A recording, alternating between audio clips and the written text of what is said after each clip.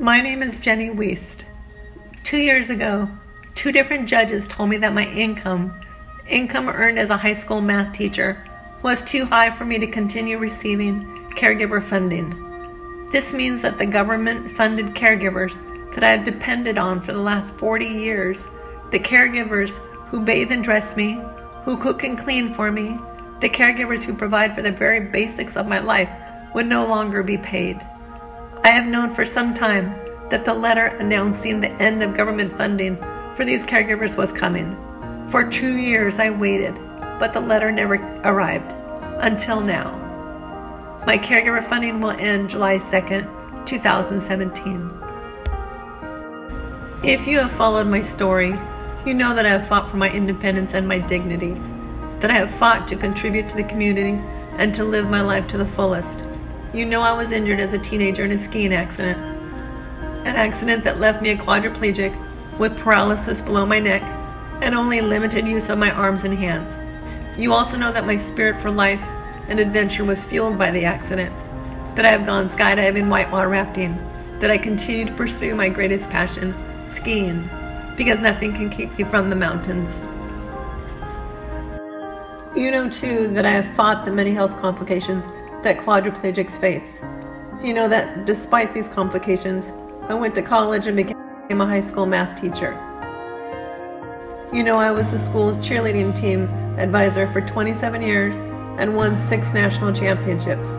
You know at the end of this school year I was awarded the 30 years of service pin by my school's principal.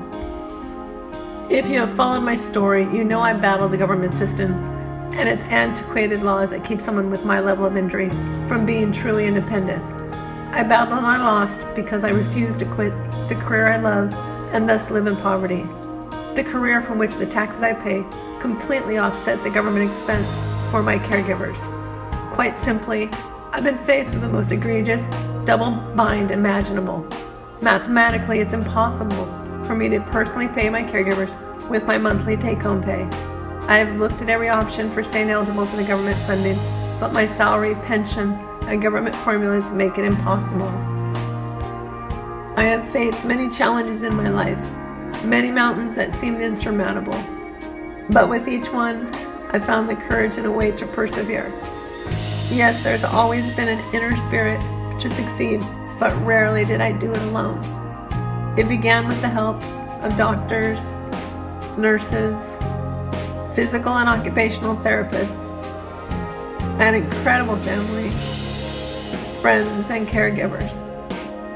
I have also been blessed by the guidance of an amazing department of rehabilitation counselor, college professors, co-workers, a lawyer, a consulting team of 2 who believe in me, and the staff of Achieve Topic.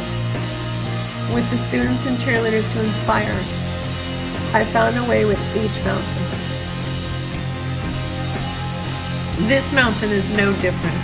I will not back down. I hope the laws will change for those like me in the future, but I know now that personally I need to do this without the government funding.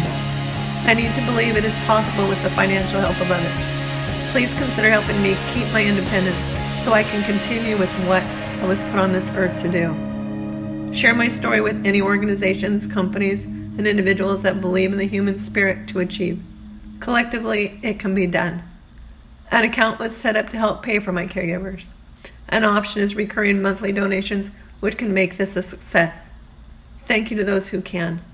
With the help of others, I will keep my independence and move that mountain. Sincerely, Jenny Wiest.